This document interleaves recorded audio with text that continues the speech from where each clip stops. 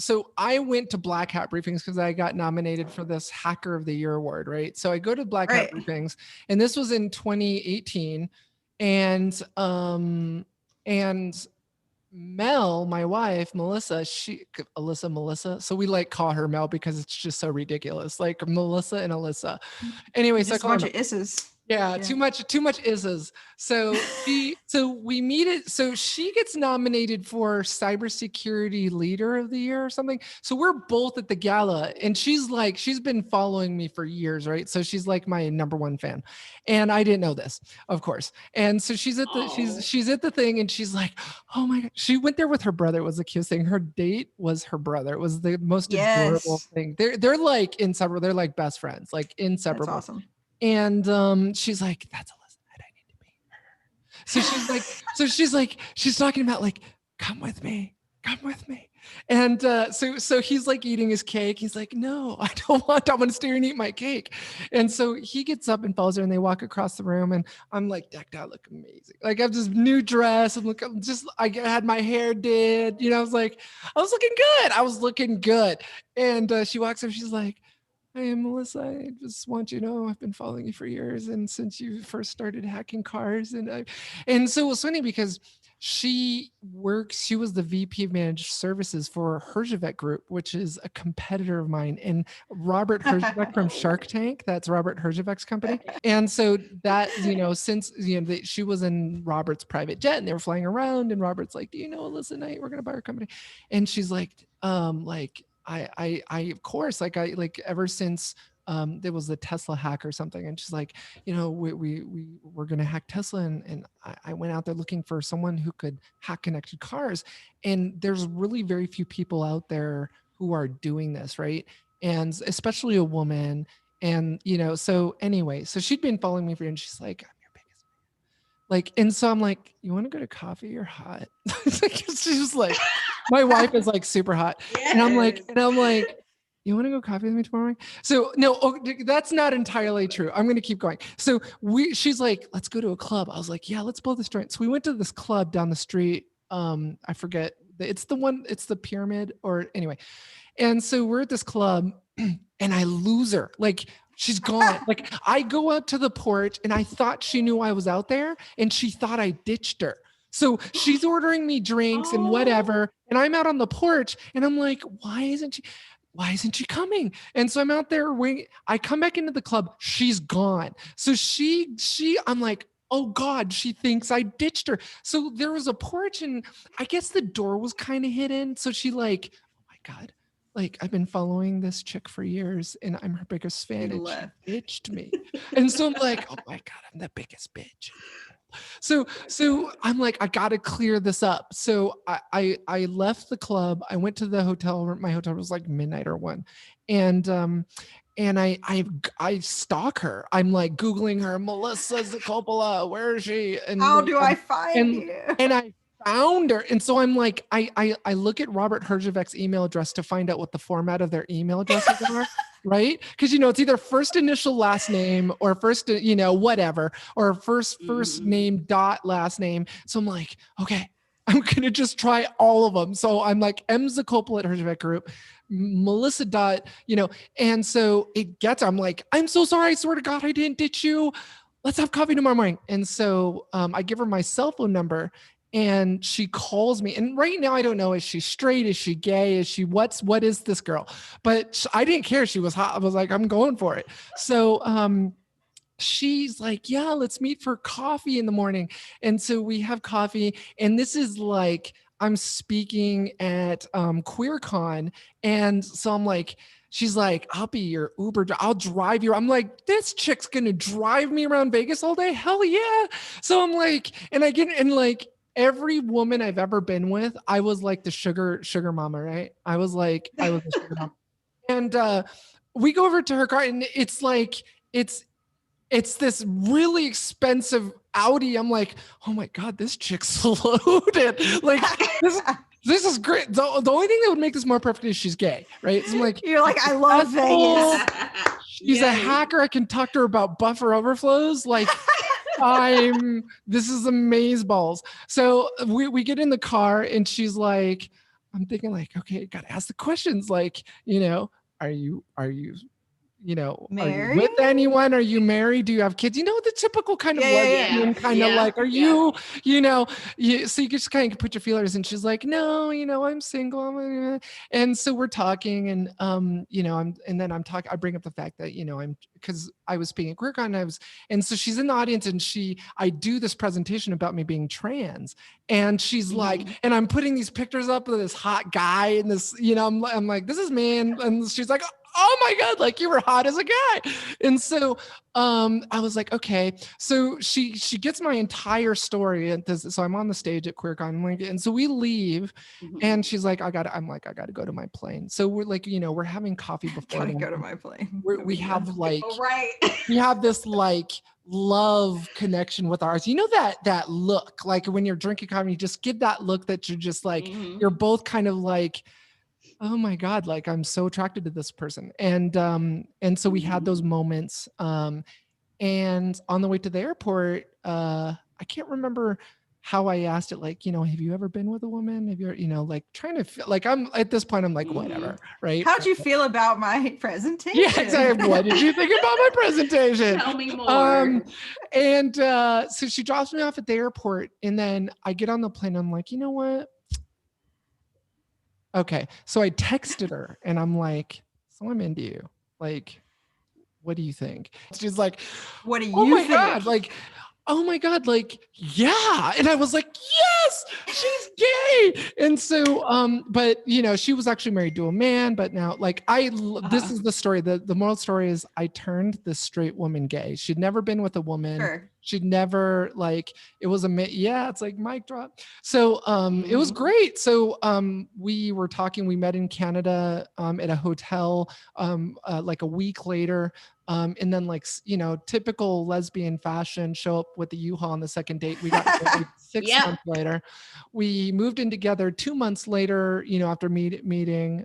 It was great. And so we've lived happily ever after. We're now, we're amazing. Like we're this power couple. Like we run these family companies. We're day traders. She's since left that group. Yeah. And so it's, I mean, I'm married to my best friend. She's amazing. And, so random statement of the day. I have frozen shoulder. Do you guys know what that is?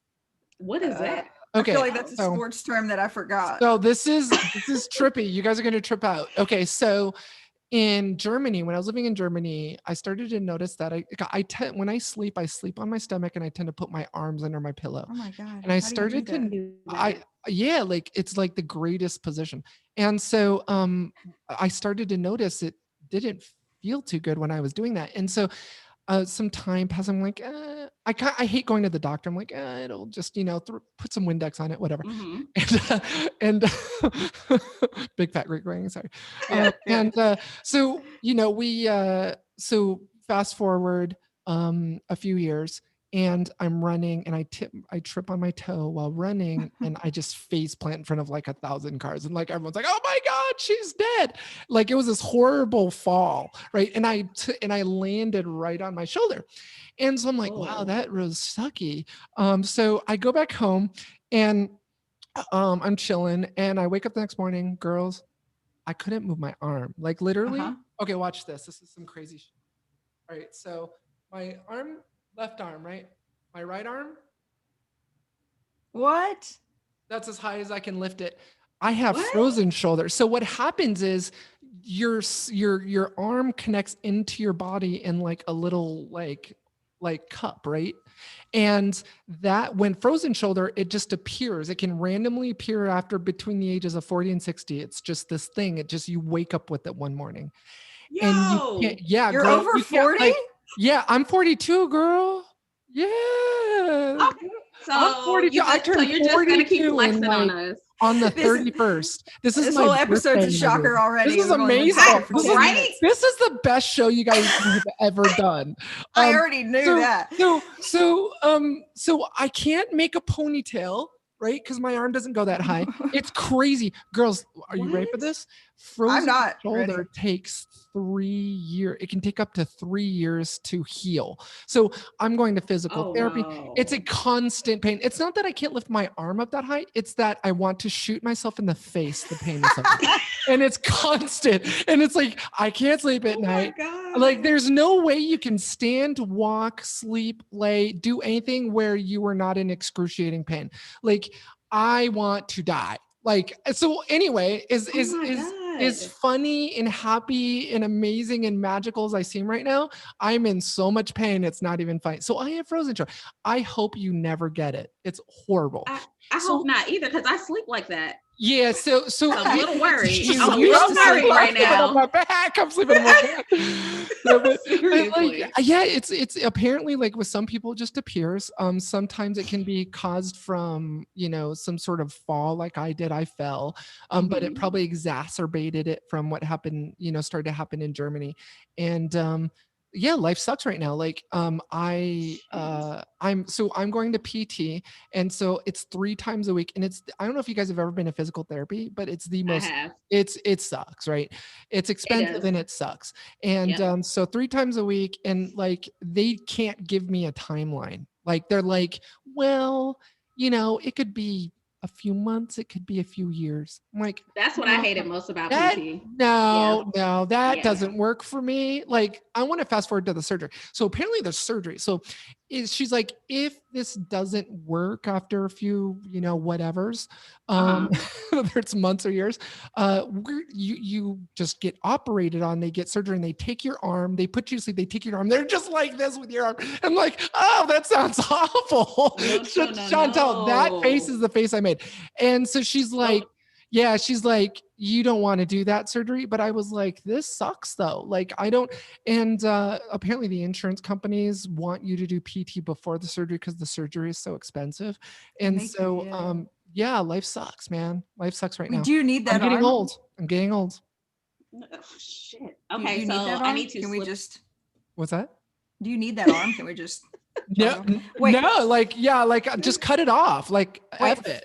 So Throw you it in the can't. sling, just type You with one can't hand. volunteer. Okay, so you can't get the surgery until you've done so much. Yeah, PT. like apparently the PT is in charge of telling everybody when I can, you know, when surgery is just the only option. You know, after they've collected $500 a month in PT therapy, you know, that's ridiculous. And that's my copay. It's like $40 a session times 3 times a week. That's my copay. Imagine what they're getting from the insurance company. It's insane. Mm-hmm.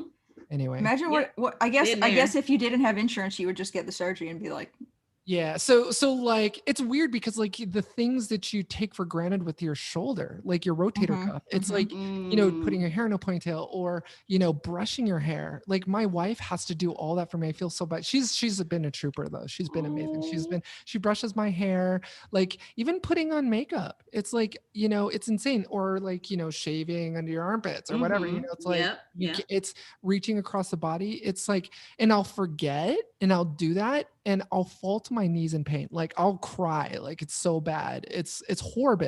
It's I want, yeah, it's, Yeah, I wouldn't. I know exactly what you mean. I've torn my ACL before. Oh playing yeah, basketball. like you don't realize until like you bruise your tailbone or Mhm. you know tear an ACL or tear a muscle, Mhm. like how much you take these parts of our body for granted, you know? Yep. Anyway, so Yeah. I've hijacked this show enough. I'm so sorry. No, Hello. that This is your okay. show. This is Chantel. No. You guys.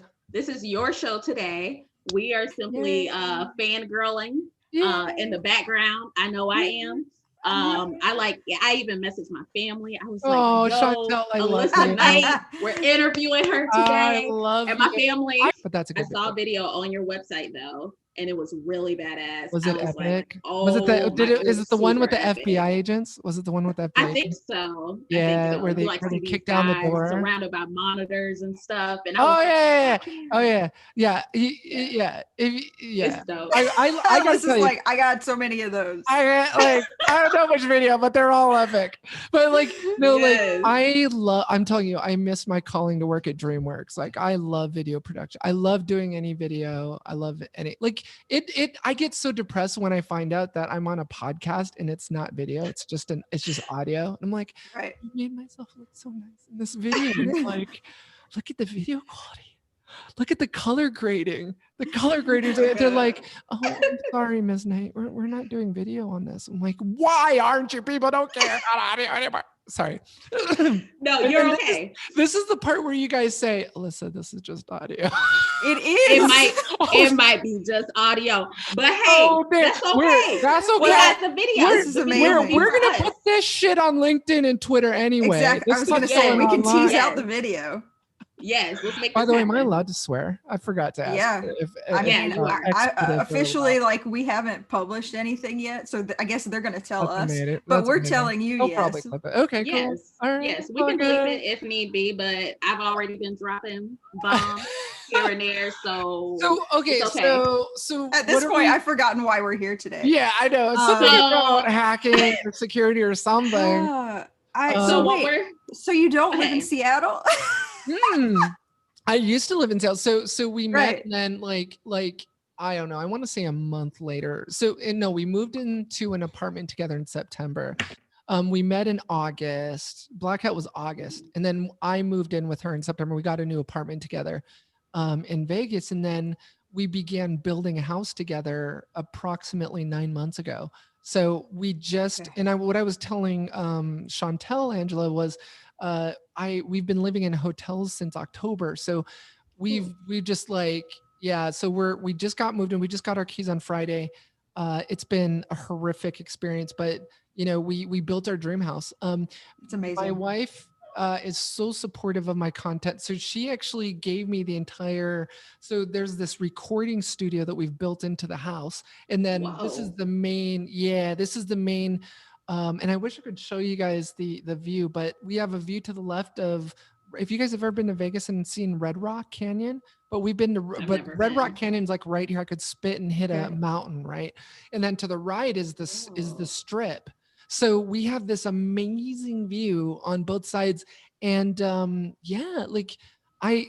we work from, and that's what was weird about COVID, right? It's like, oh, everyone has to work from home. I've been working from home for like 15 years. I don't remember what it's like to report into an office.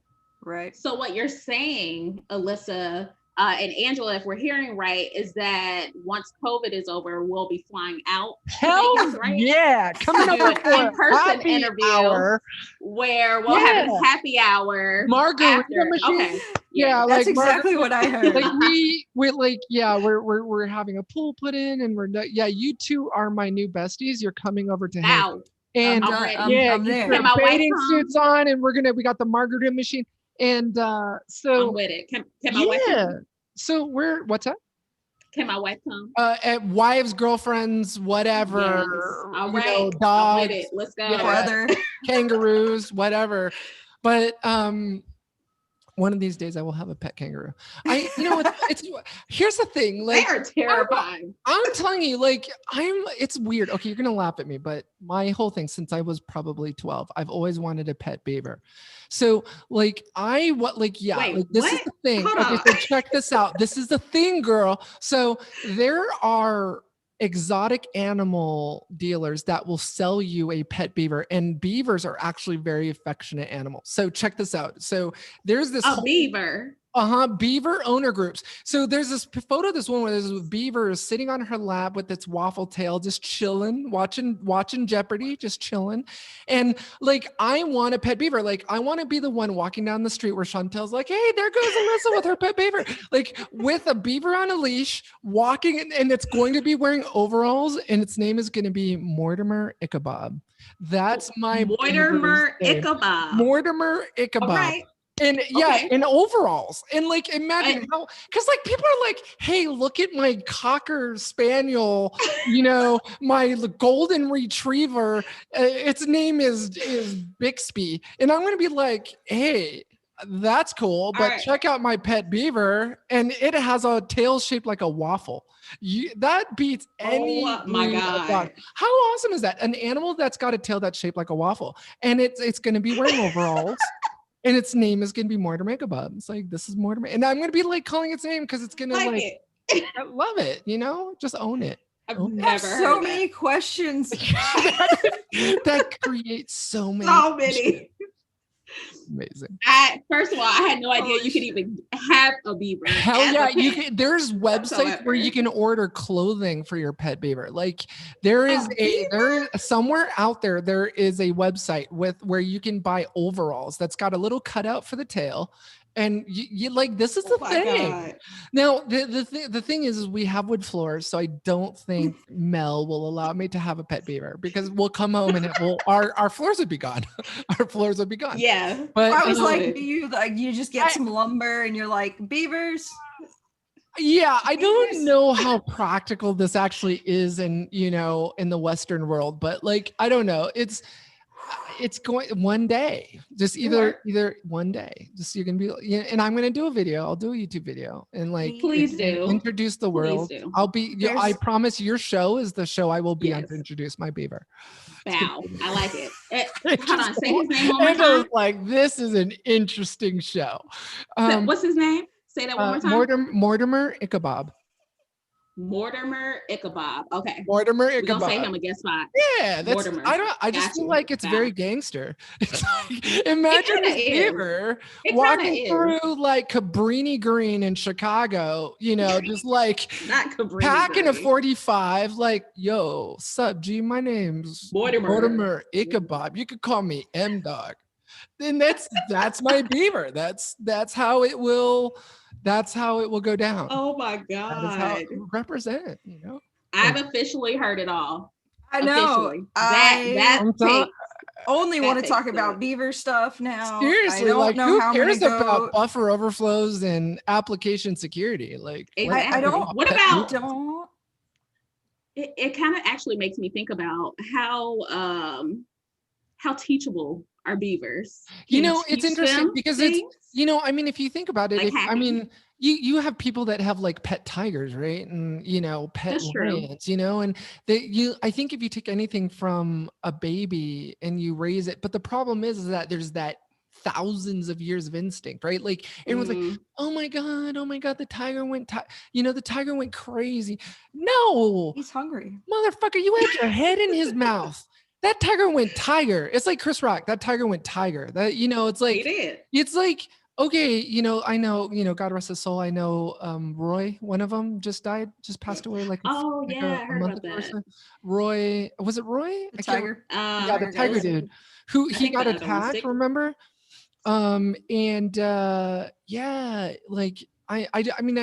I don't know, like yes, everything is trainable, but it's like, can you undo thousands of years of encoding? Eventually, like you said, Angela, eventually it just goes tiger or it just goes beaver. And I don't know, like, what does a beaver do when it goes beaver? Do my floors go? It's a very good question. What do my floors? What? I don't know, but when a beaver goes beaver. You just can't get the teeth, is the buck teeth. You can't get rid of those. Those are too cute. You know how like some people declaw cats, like, it's a horrible, I can't take out the two front teeth of my beaver. It's like, it's the cutest thing on the beaver, other than its waffle tail. That just made me think about that movie. What is it? Not Scarlet Letter A. What is it? Oh God. The one with Emma Stone. Yeah. Do you know which one I'm Scarlet talking about? Letter? I love that movie. What is it called? It has nothing to do with Scarlet Letter. It has the letter A off of that, sort of. It has the letter A. Easy A. That's right. That's the movie. But in the movie, there's a scene where the guy that stars in You, I'm not sure if y'all have seen that on Netflix, it's called You. Yes, great. The actor that plays that, he dresses up like a beaver. I forgot he was in that. He's in that movie, but their mascot is a beaver. And the way that he goes out and cheers on the crowd is like having a fake log. And he goes, oh, no. Over. Fake log? It's hilarious. Y'all have to see. It's hilarious. Hilarious. I'm supposed to go about the rest of my day after this, is what I'm trying to say. Angela, neither you or Chantal are going to be able to carry on the rest of the day. It's going to be binge watching Netflix. I'm already struggling. No work after a show with Alissa Night. No, speaking of shows, but Now I'm going to unveil this. I don't know if I've unveiled it yet, but I think this is the first time. This is this place to do this it. This is yes. where it's happening. This is the spot. Yes. I was approached by a major producer to produce a new Netflix series. It's either going to be on either Netflix or Amazon Prime or Apple TV. So 3 of the studios are gunning for it. So they're doing a TV series based on my life. So I'm writing a screenplay right now. Yo. Oh my God. Oh my God. So when Mr. Robot, so when Mr. Robot got canceled, they're like, okay, you know, right now it's all about heroine, female, you know, kick-ass women in movies. We want to do a new TV series based where the heroine, where the protagonist is a woman. And so someone reached out to someone who reached out to someone where the producers came to me and said, we want to do one based on your life. And so I'm now like, for me, that's it was amazing. like final bucket list item, published a book, done. I'm done. It's all good. Wow. Now get a beaver. Like TV series, beaver. Be on it. Yeah. It's like, yeah, but like, so this is, you know, that's huge. It's huge. That's very huge. I'm like super excited over here. Like, oh my God. Yes. I'm so excited. Ready. I've never written fiction before, because so what they want to do is they want it to be based on my life, but they want me to fold in fiction. So you know how you see those things where it's like, I don't know if you guys ever saw Scorpion, but it's kind of like that, where they want it loosely based, they want it based on my life, but they want to add in that drama and that stuff. So it takes place in this a dystopia, a dystopian future. Oh, I love that. It's gonna Can you build in the pet beaver? Yeah, I swear I was just thinking that has to have a role in this show. So, and it's funny because I was thinking like, okay, well, writing the screenplay for a TV series is not that big of a deal.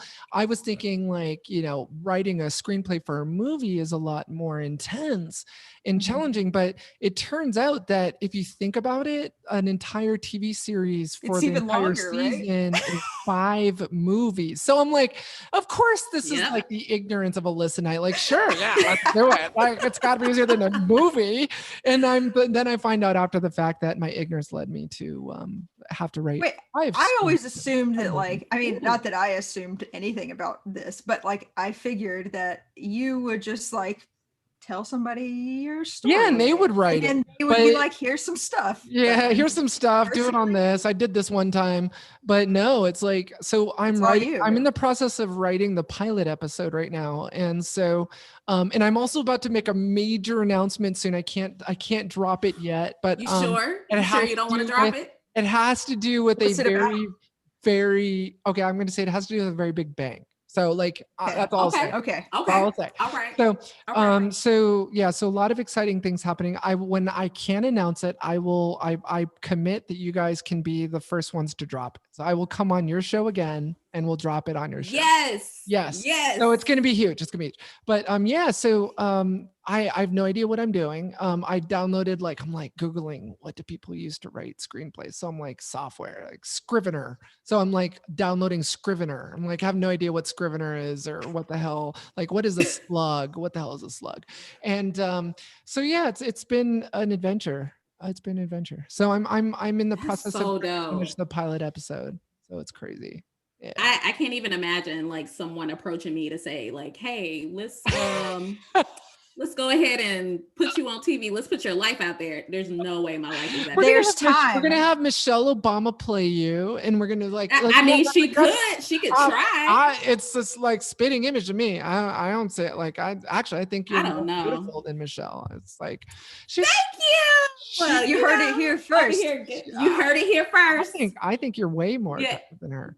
Thank you. You know, like, here's the thing though. It's, you know, that then the $1 million question is like, okay, I get the screenplay. Like, then I have to work with the director on who plays me. Like, how does that work? Like, is this? I know. Alyssa Milano. I know that's. Yeah.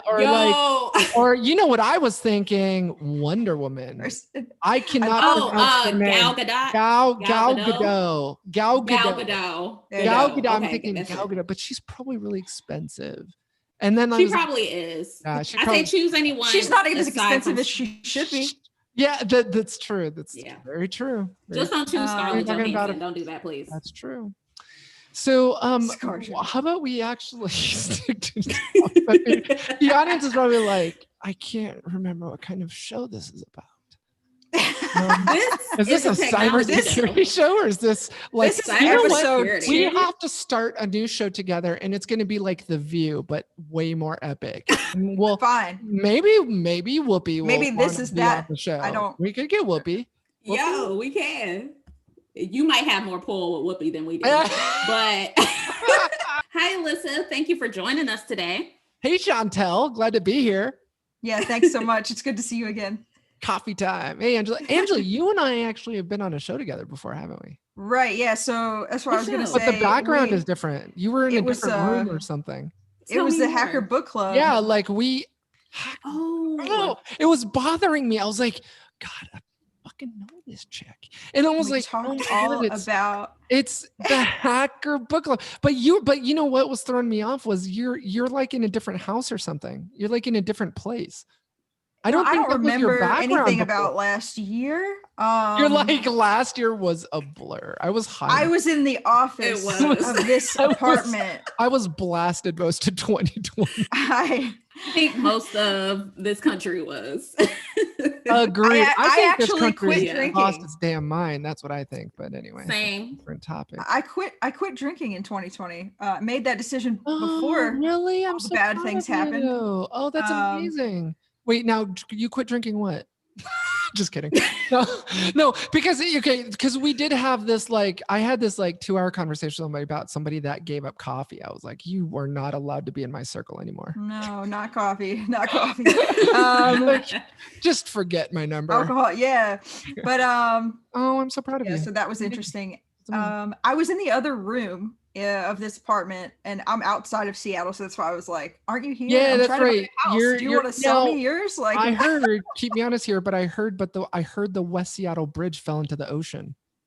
Isn't the West Seattle Bridge gone? Yeah, like I used to live in West Seattle, Chantel. It's like, and the bridge is not. I think it's there. There were no cars on the bridge, like right? broken. Okay, so it's I don't know enough about it to even be commenting on it. It's still there. These people. I'm on the east side, so like I'm not even in the city. It doesn't even count. Like whatever. I'm in Ballard. Yo, that's like day after tomorrow stuff. Where are you? Are you in Ballard? There's the best Mexican restaurant in Ballard. Really? Okay, you send me that info later. I work at Microsoft, so I'm over here. Oh, you're in Redmond. Yeah, and there's no good food. Wow. So. Why is there no good food? It's smaller, and so like everything closes at 8 p.m. and like. No, okay. Here's the $1 million question, Angela. Do you want to live in the city? Are you a city rat, or are you? I'm cool with whatever. I'm from the country. Me and Chantel are both from Georgia, and so You're like both from Georgia. Yeah. Ironically, yeah. And so I'm like, you could put me in the country, and I could like have a bunch of fires and do whatever I want, and no one will ever know what I'm up to. Or I'm like, I could live in the city and have access to all the things, and I really just don't care either way. The market here, as I'm sure you know, is effing bonkers. At this point, I'm like, who's got a house for sale? Do you want to just sell it to me? Because I can't. Like, you have to make a decision in 24 hours, and it's just crazy. Yeah, bidding wars and whatever. Yeah. But Vegas, you like West Seattle? Same thing. Yeah, like I loved West Seattle. I'm a city rat. Like I love the city. I need to be able to leave at like 1 a.m. and go to a local coffee shop where there's some live coffee shop music playing, some dude on his guitar, and just like have it be open. But like in the country, like I'm sure you guys know, in Georgia, like I grew up in, here's a shocker. I grew up in Madison, Alabama. So I'm an Alabaman. Whoa. I've never even been to Alabama. So my dad was born in Mobile, and at one point I spent my middle school years, I spent 7 years in Alabama. And I'm a Cubapino. So I'm Cuban, Filipino, and I guess I'm Cuba Prishapino. I'm Cuban, Irish, and Filipino. So in Alabama, I was like, fill in derogatory name here, but like the Asian in Alabama. And when I went to Seattle, I wasn't Asian enough. So I was the white girl. Right. Yeah. So, you know, I never kind of had a home. I never had a country. But yeah. So, I mean, but anyway, my point was, it's like in the country, there's just what, Applebee's, you know, I mean, it's like, there's really nothing. It's like Applebee's country. So real. It's Applebee country. So and real. So in the city, like there's amazing food. Like, and that's one of the things I love about living in Vegas is it's amazing. There's amazing food here. Amazing. Yeah. I just took a cross-country road trip with my girlfriend over like Thanksgiving break. We're all lesbians. Oh my god. Yeah, and we all. Why do you think we invited you? This is the best show ever. This is the best show. Seriously. And so we drove through we drove through a lot of places. So we drove to Georgia, but we stopped in Vegas for one night, and we didn't go out and really do much because like COVID. But we went and ate at like an Irish or a British pub. Sorry, the British pub place, and it was like the best pasties in the London. world. Oh my god, have you guys ever been to London? I have never been to London. Girl, we need to fix that. All three there. of us need to go to London. But I do want to go to London though. It was my second home before COVID. Like I used to go there all the time. Really? Like, really? I'd stay in Kensington. It's a beautiful fish and chips. Wait, you have not had fish and chips until you've had it. What isn't fish and chips just fish and you know how hush puppies, you know what hush puppies are in the South? It's like fish and chips is like hush puppies of the South. Like it's like the steak. You could like not like fish at all, which I used to hate fish, and you'd still be like, I am gonna devour that. Girl, it's French fries and large pieces of fried fish, and you got to do it the British way, right? The British way, and dip it in vinegar. Vinegar, red vinegar. Oh my! I don't know about that. I don't know about that. Girl, you're gonna not like lived it. It sounds weird, but you got to give it a try, girl. It does. It's you have not lived yet until you've had fish and chips in London with vinegar. Although I would probably be more willing to try that than olives. You don't like olives? You don't like olives? I hate olives. Okay, I gotta say, I don't understand it. I think it's terrible. I think they belong in hell. They're deceiving grapes. Which color? All of them. They're all terrible. Wow. They're all terrible. That's because you haven't had a martini that's too strong, and all you can do is eat the olive to save yourself. Not even that. I don't even care for martinis. I don't know. I hate them. Okay, your olives, your hatred for olives is like mine with cottage cheese. I can't do cottage cheese. There's something about the look of it. It's a weird texture. I can't smell it. It's just. Even the look on your face right now is just like, ugh. Not acceptable. This is not acceptable. This is not I mean, you know, you've got like chocolate and you know, Twix bars and Snickers and all this amazing stuff that humans created. And then you have cottage cheese. Even like eons, like just when we've all become extinct and the alien race is on our planet and they're like Galactic Federation. Look at all the amazing things happening that they've created. And then look at this white gunky stuff. And then they're going to be like, this must have been a mistake. And I'm going to regret talking about this, but it reminds me that my girlfriend loves sauerkraut. Oh, really? And then that reminds me sauerkraut.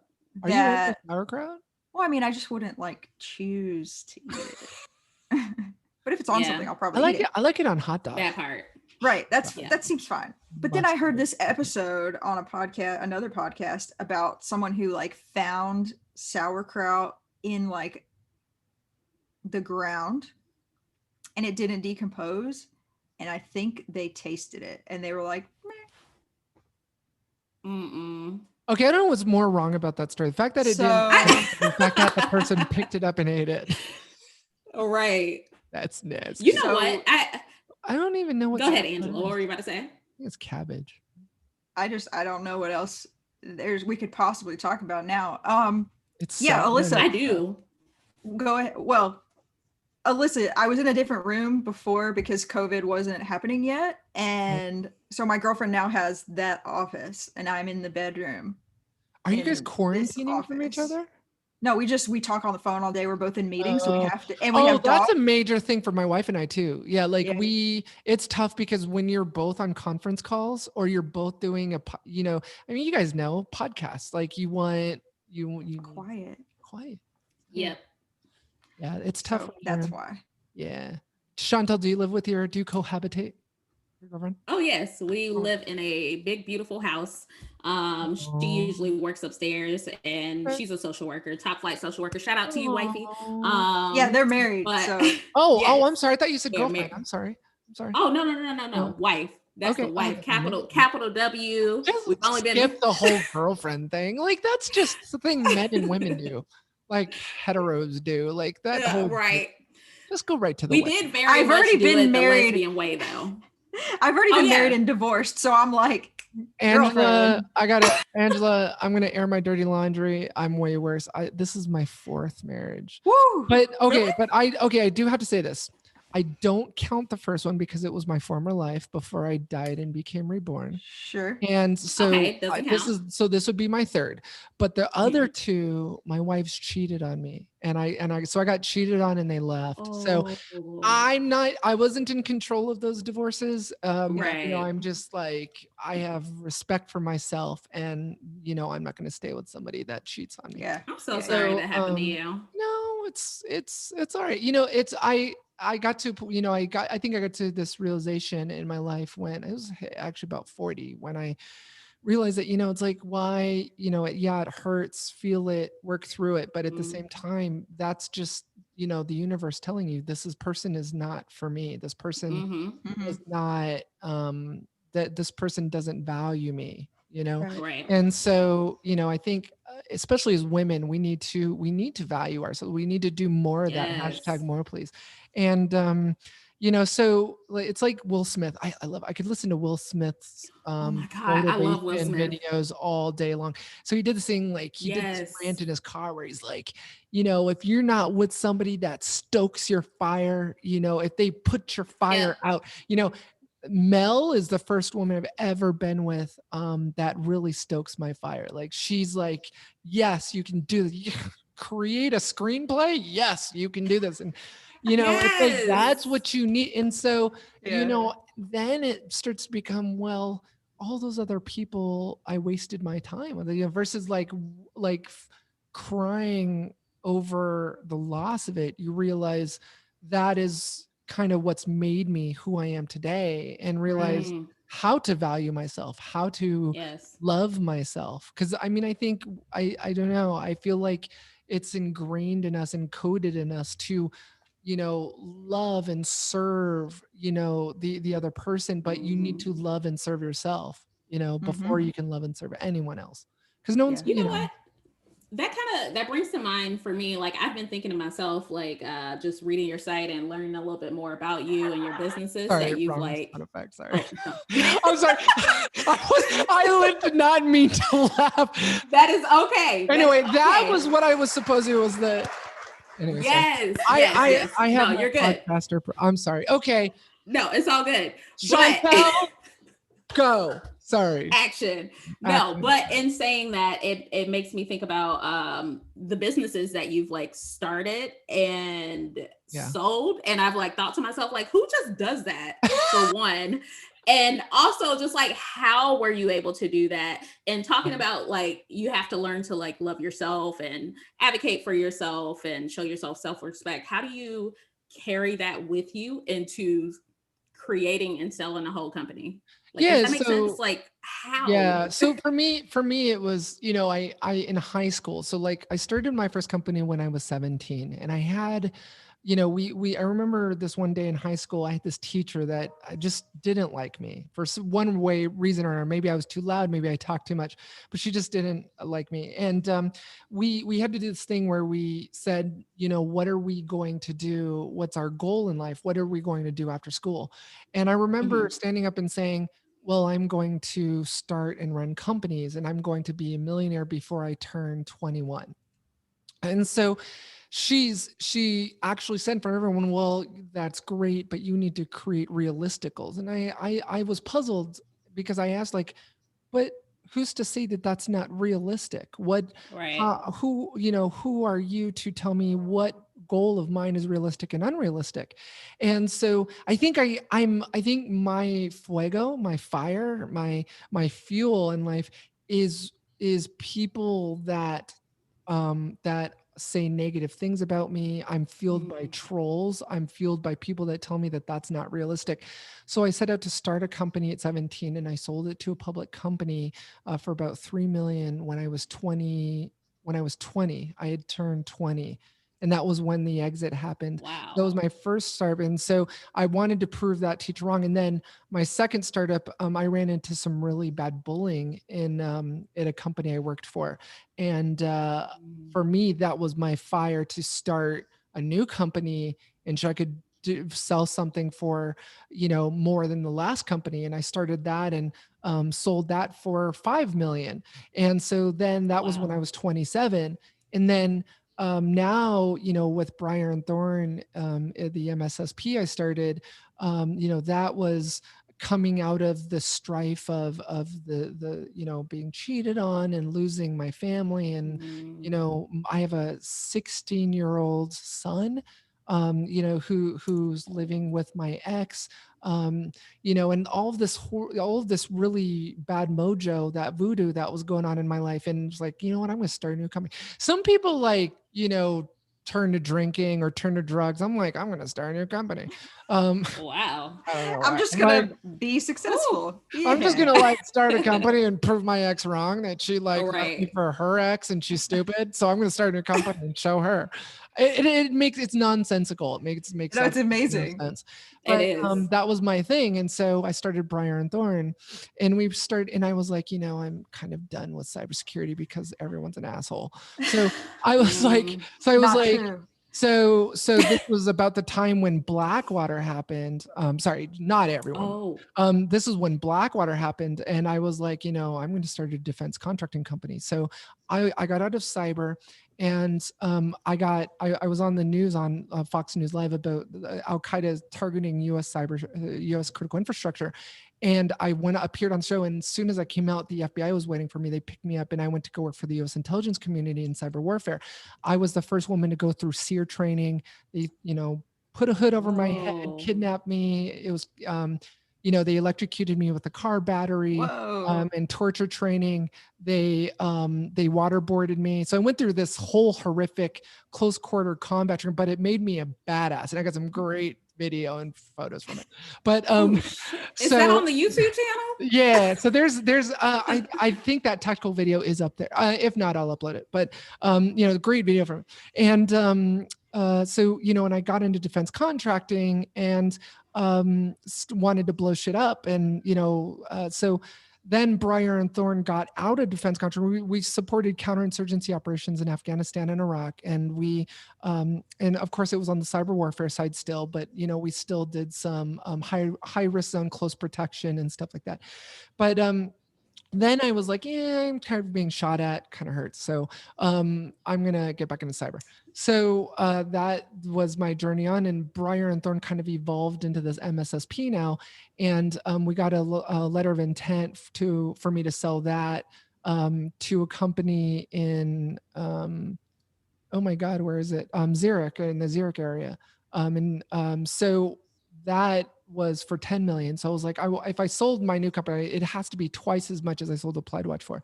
So I wanted to sell it for no less than, it makes no sense, but it made sense to me. So, I'm like, I need to sell it for 10 million. So I got an LOI. I walked away from that. So I'm still I'm still running Briar and Thorn. I've stepped down. I'm now the chairwoman on the board of directors, and I've got this amazing woman, Carolina Ruiz, who's running the company now. I hired her as a project manager. She kicked ass and moved her way up the ladder from a project manager. Now she's the CEO. So she's wow. I'm all about, we're actually 100% women-led company. So every single woman in the leadership role and the board of directors are all women.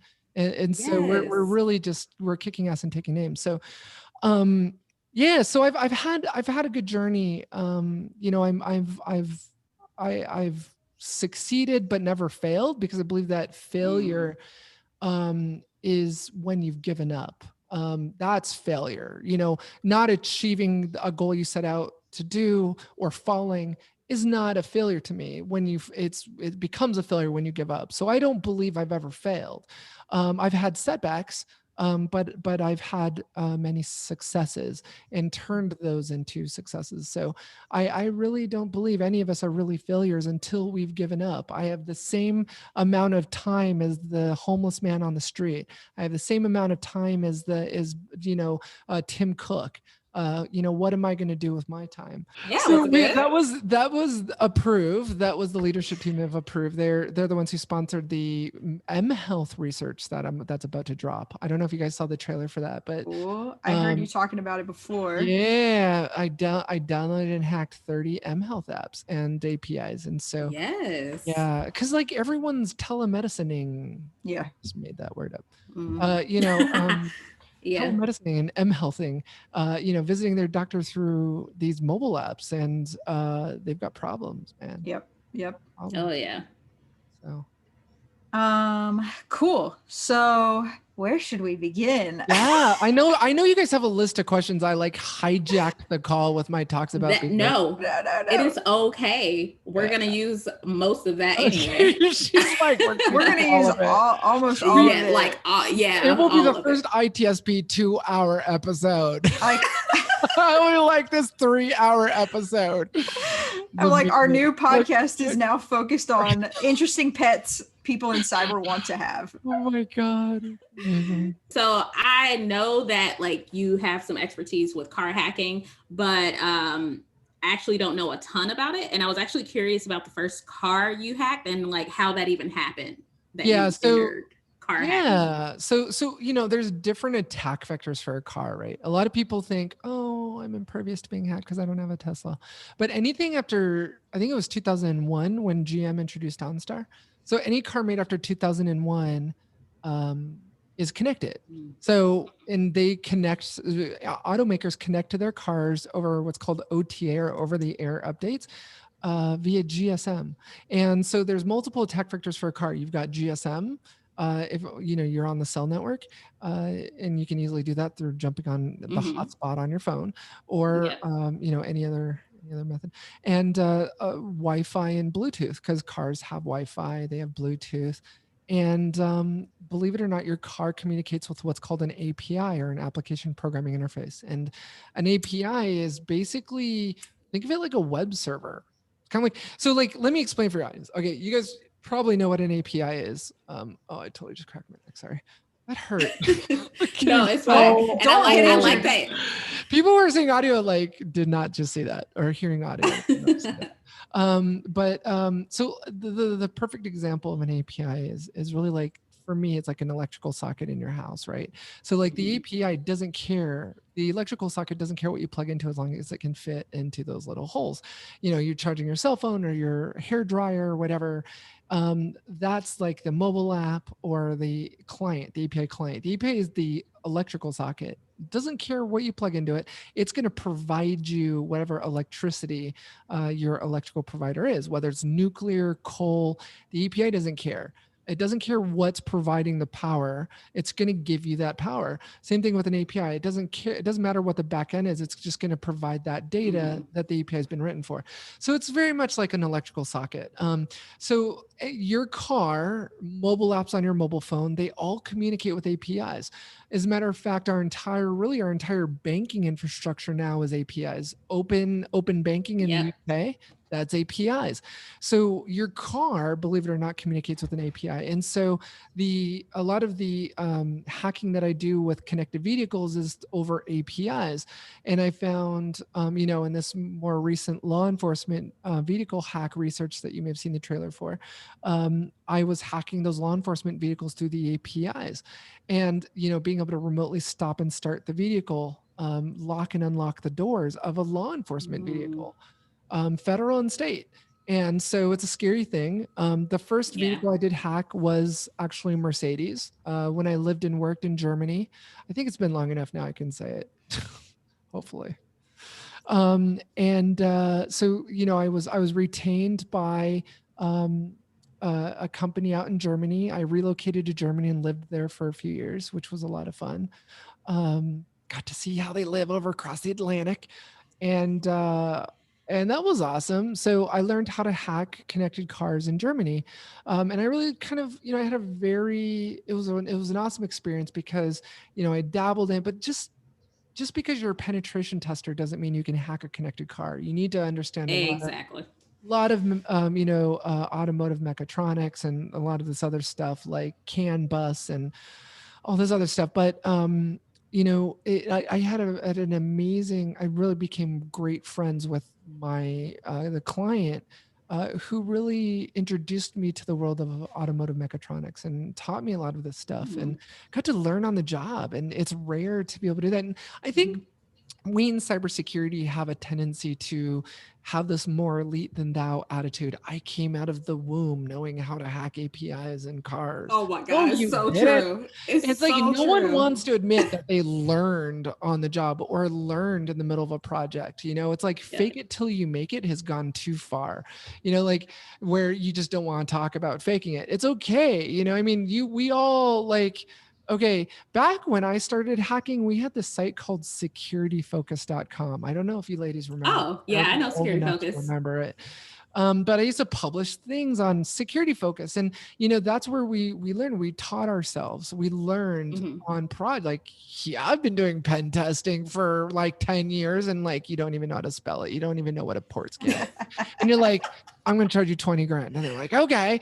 And you're like going to Security Focus to figure out how to do a pen test, but like, or Metasploit Unleashed, or hacking exposed, but you learn while doing it. And it's for me, the things that, and I'm not ashamed to admit this, the things that I've learned the most about have been on topics I presented on at conferences, because I firmly believe you have not truly learned something or mastered a skill until you can teach it to other people. If you can't teach it, it means you yourself don't understand it. And so I've always lived my life that way. I've loved talking. I love speaking. I love being on stage pre-COVID, being on stage and talking about something, because I had to learn so much in order to be able to teach it. That's where I feel like, I've truly mastered that skill, Yeah, I completely agree with that. Basically, Chantel, you need to read the book. That's all in the book. That's what you got to do. You got to go buy the book and write a great 5-star review. Well, lucky for y'all, I already bought the book, so now I'm just waiting. I will. Hey, when you come over for that margarita machine, I'll sign that book for you.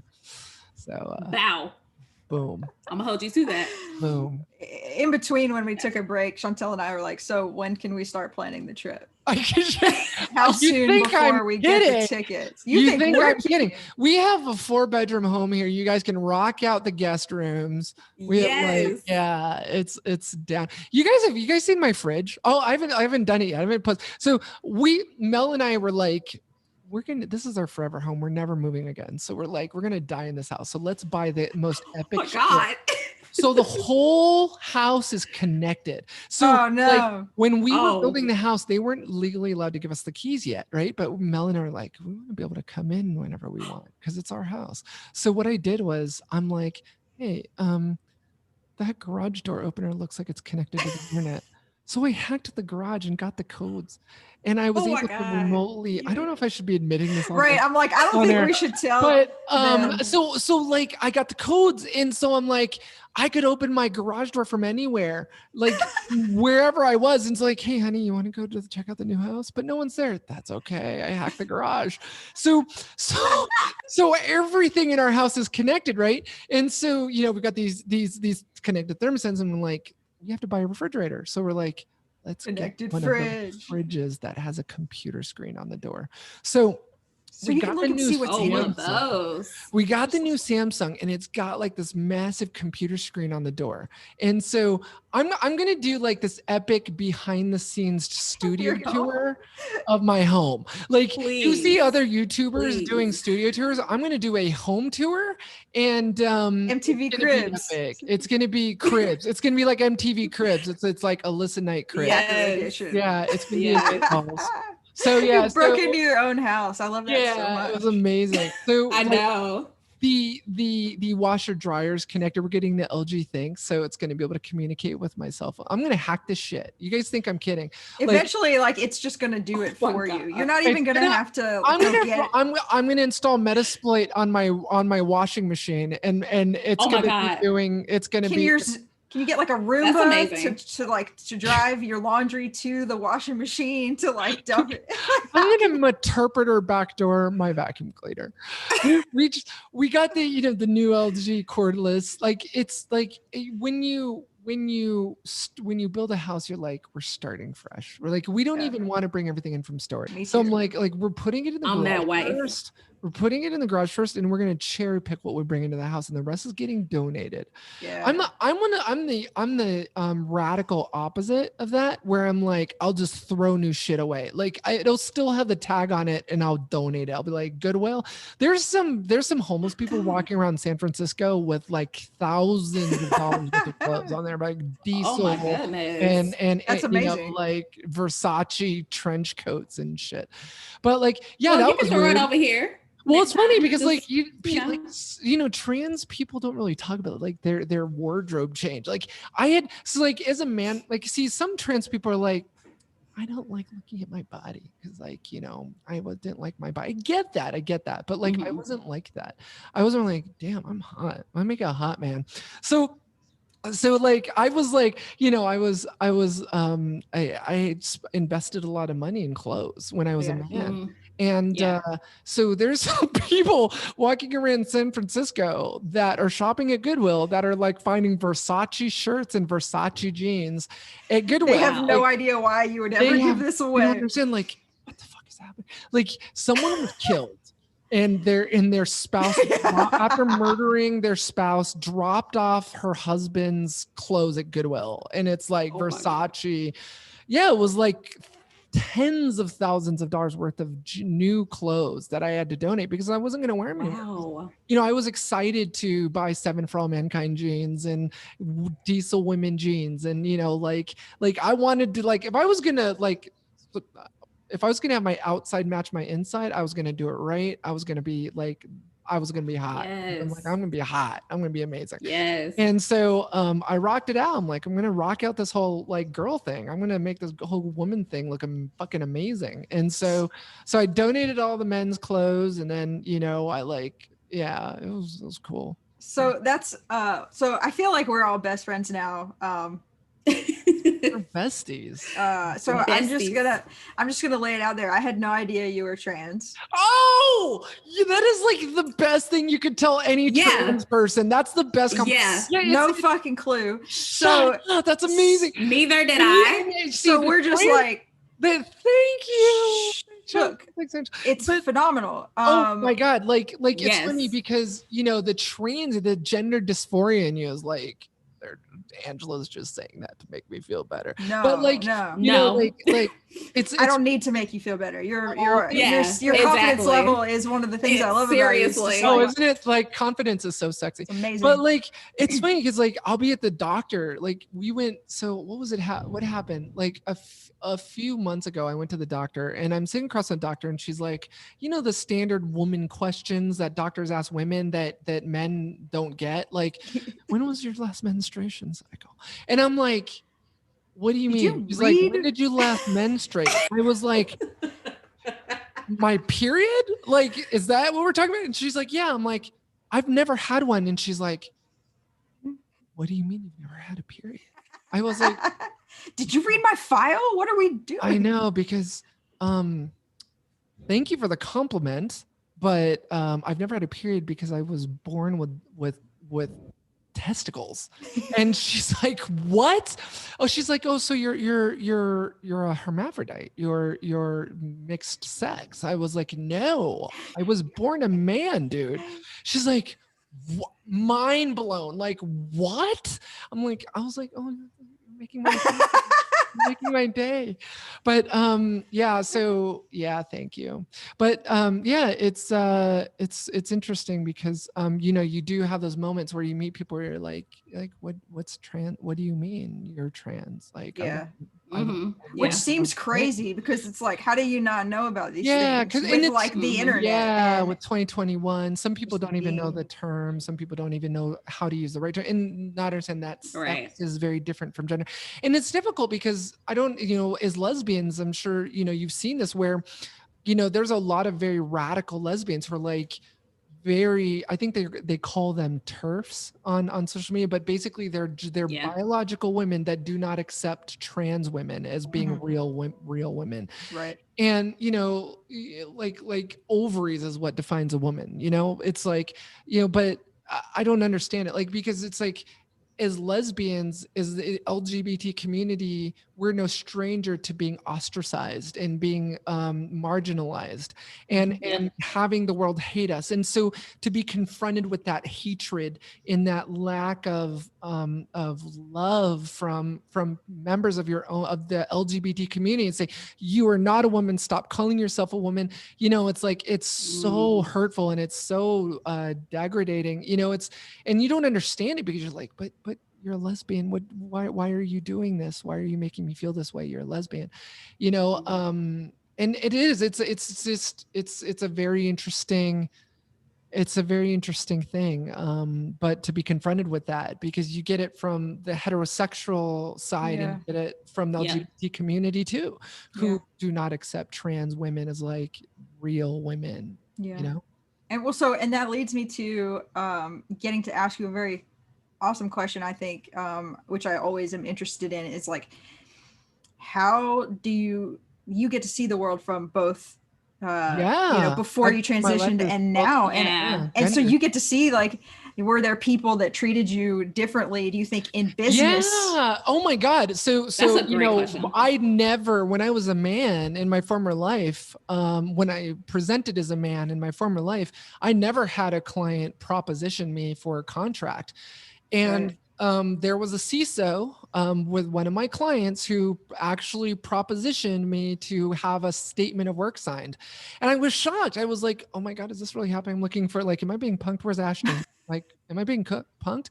And he was serious. And so I'm like, oh my God, this is the thing. Like, this is something you hear about on news as a man, that women, like, this happens to women, and it was happening to me. And so, I'm like, I didn't know how to, of course he was fired. But it was shocking. But yeah, that's a great question. I feel very blessed in the fact that, I didn't hate my body. I didn't hate myself before. I just, when I got out of the shower, I would cry because I couldn't put on women's clothes. It was very, very difficult for me. But I didn't hate my body. I didn't hate myself. But I feel blessed. So I feel blessed having been able to live my life as two separate genders, and experience what the world was like. Now it's like, as a woman, I'm noticing, like, wait a minute, dude, like, this job offer I got, I was like, I haven't made that little for 20 years. Like, what do you mean you want to start me out at that salary? It was like, it was shocking. I'm like, no, how about this? How about you're going to pay me this because this is what I'm worth? And it was like, I never, like, that negotiation process as a man felt different. It didn't feel as adversarial as it did when I began negotiating contracts or negotiating for salaries as a woman. And it was weird. It was very, like, it was very lifetime special. Yeah. Like, this is a thing. And this is like these unconscious biases that, because I'm a woman, you automatically assume I'm going to sign this offer letter or sign this because I'm too scared to negotiate with you because you're going to pull the offer. No. My rate is this, and this is what you're going to pay if you want a senior person in this role. If you want to pay that, you can go hire a junior person. You can throw a rock and hit that person, but you're not going to pay me that. Yeah. And it's very interesting because it's almost like that negotiation is received differently. So yeah, it was definitely, it was a change. It was a big change for me. Yeah. So I'm thinking about Yeah, like I can go out there, sorry to interrupt, but like I can go out there and be like, no, like for those of you who think that this is, not a thing, or like the wage disparity is because women don't negotiate like men negotiate. Like, no, like there is an automatic unconscious bias that you walk right into as a woman where I don't know if you guys saw that thread on Twitter that went viral. It literally went viral where I chimed in on it because this guy was like saying about how cybersecurity is too fast paced for women. Did you guys see that?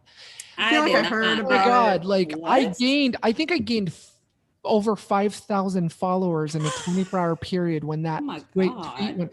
They chimed in and I said, I think I used the mic drop. You know, who's that lady, the girl who sings that Cup song?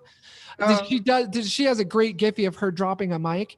And so I was like, I chimed in, I'm like, too fast paced for women. So let me try this. So at 16, I started my first company. I sold it when I was 20, started my second startup and sold it when I was 27, started my third company at 30, sold it when and I just went down this huge list of things that were too fast paced for women. And, it was like my whole timeline, right, of success. And like thousands of people chimed in on the Twitter thread, and it just went viral and it was amazing. And like, I gained so much support from the women, from women out there in the female community. And it was great. But yeah, there's a lot of shocking things that men say about women in cybersecurity. I had a LinkedIn thread that I went off on this guy who was like, women would rather stay at home and have a family and have children than be involved in tech, or, like it's not made for women. Like, what are you talking?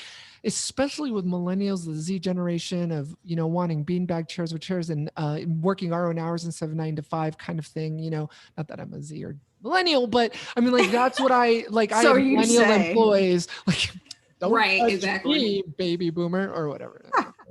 I don't know.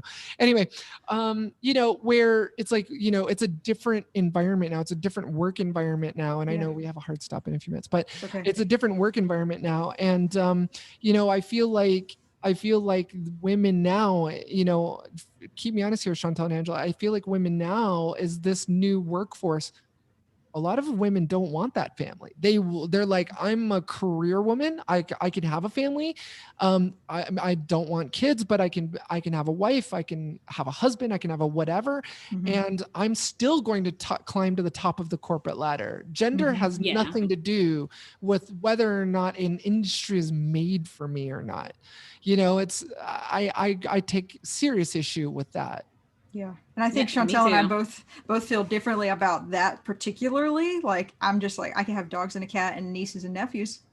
Yeah. I mean, it's like, but but we know that we have the choice to do whatever we want. And it's not like because we feel obligated to do one or the other. Yeah. The mom homemaker, leave it to beaver thing is, I mean, those days are gone. I mean, we're coming into the boardroom, get ready for us. We're coming into those C-suite roles. So yeah, it's changed. A lot's changed. And I'm for the good, and I'm excited about it. So let's end this on, Chantal, what was your advice question is like, what would you leave? Oh yeah. What advice would you actually give people that are underrepresented in tech as a whole, not even just cybersecurity, but just technology? What advice would you give underrepresented people trying to enter the field? I think it would be show up. I think it would be show up, like bring it, that grit, bring it. We're up against unconscious bias, and you need to just bring it, represent properly. You're a woman, you're part of the LGBT community, you're trans, you're whatever you are. That means that whether we want to admit it or not, we are up against more than, sorry, I like to say master race, sorry, especially right now. But, it's like, African-American, whatever, like we got to bring it, because we are up against so much more, and we do have to prove something. And I know that there's like, oh, my boss is a woman and she always acts like she has something to prove. Guess what? Or my boss is African American. She always acts like she has something to prove, so she's meaner. Like, because she does. She does it. She's female. She's Black. She's, Asian. She's trans. Whatever. And I feel like, you got it. That's exactly. You may think you're insulting me, but you're right. We do. And so my advice would be, bring it. Just show up and own it. I love it. Yeah, cybersecurity is not easy to begin with. Thank you. So do all the things, be as employable as you can. Yeah. And take it on. Take it on. Be a yes woman. Take it on and do it and figure it out later. There you go. Yes. Alyssa. Thank you, Alyssa. Thank you. We're so excited. We're going to do another one of these, and we're going to definitely do the margarita machine. Yes. You guys take care of yourselves. Have a lovely weekend. I love you both, and we'll definitely do this again. All right. Thanks, Alyssa. Yes. All right. Thank you, Alyssa. Bye.